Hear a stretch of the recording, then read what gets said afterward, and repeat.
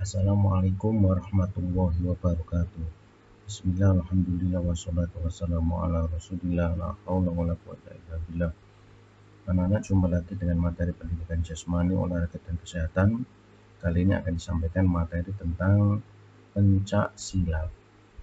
Sebelum kita memulai, mari kita awali dengan pembacaan surat Al-Fatihah.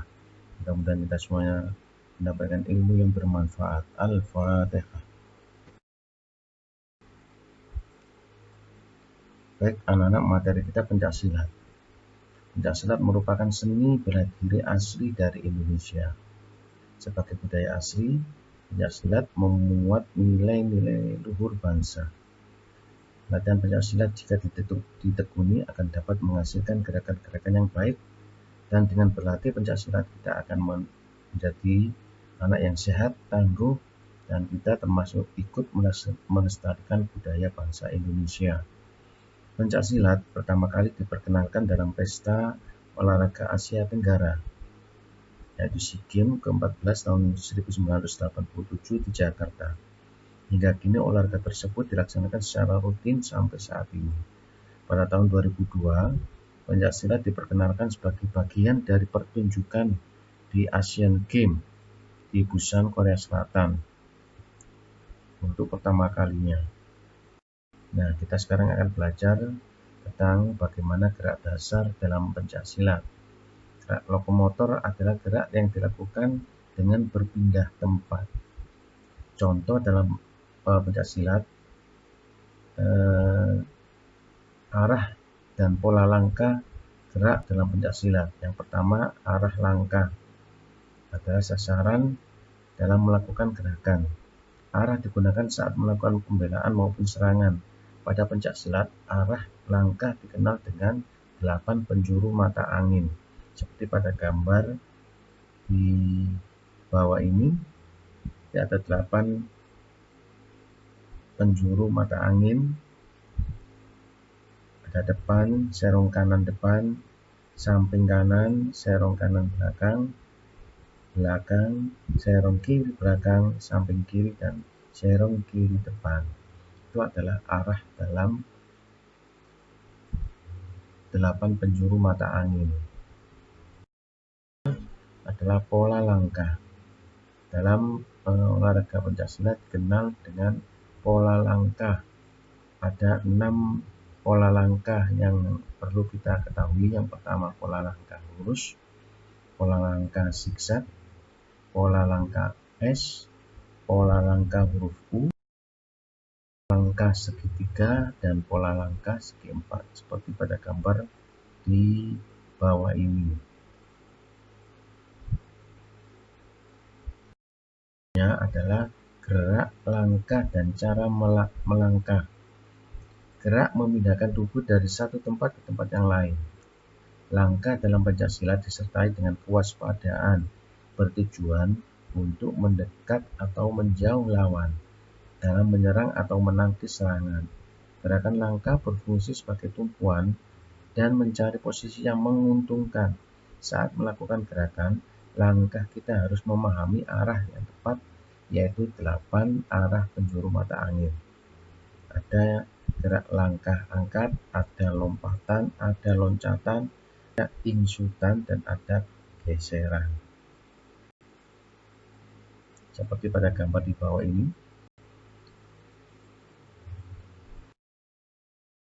Berikutnya, sikap yang akan kita pelajari yaitu dalam pencak silat, yaitu sikap kuda-kuda.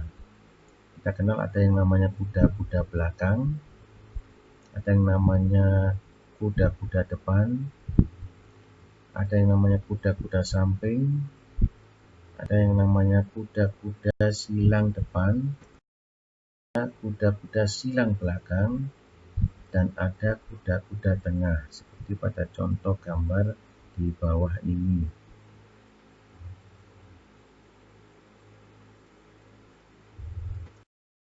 Nah, berikutnya adalah sikap pasang. Teknik dasar lain dalam olahraga pencak silat yaitu sikap pasang.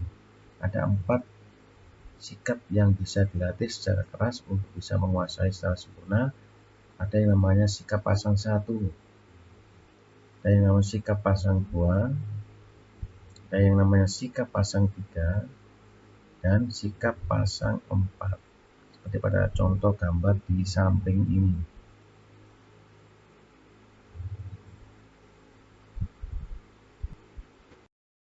Teknik memukul. Dalam olahraga pencaksilat, teknik pemukul juga diajari, di mana pukulan juga adalah teknik yang pada olahraga bela diri lainnya seperti tinju itu juga diajari, karate juga diajari.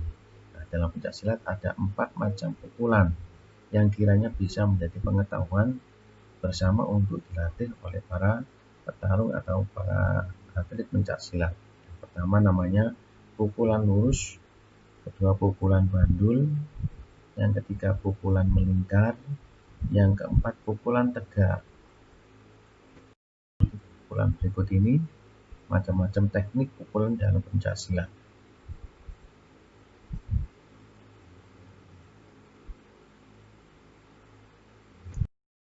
Berikutnya adalah teknik tendangan. Teknik pukulan tentu kita juga perlu memahami teknik menendang yang baik. Dalam olahraga pencaksilat, teknik menendang dibedakan menjadi ada tendangan lurus, ada tendangan samping, ada tendangan melingkar, dan ada tendangan T, seperti pada contoh gambar di samping ini.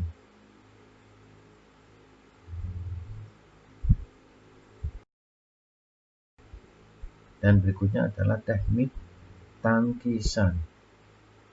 Teknik tangkisan dalam pencaksilat yang kita pelajari ada tangkisan luar, ada tangkisan atas, ada tangkisan dalam, ada tangkisan bawah, seperti pada contoh gambar di samping ini.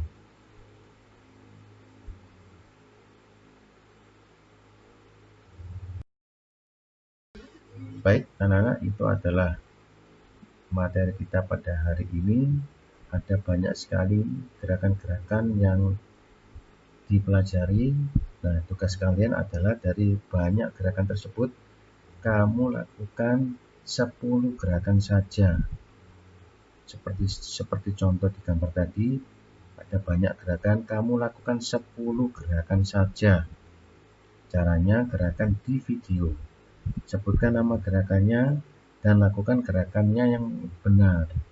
Kirim video via WA seperti biasanya, dan semoga kalian dapat menyelesaikan tugas ini tepat waktu. Hari ini harus bisa diselesaikan. Selamat belajar di rumah. Kita semuanya dalam kondisi sehat walafiat, dan selamat beraktivitas belajar di rumah. Wassalamualaikum warahmatullahi wabarakatuh.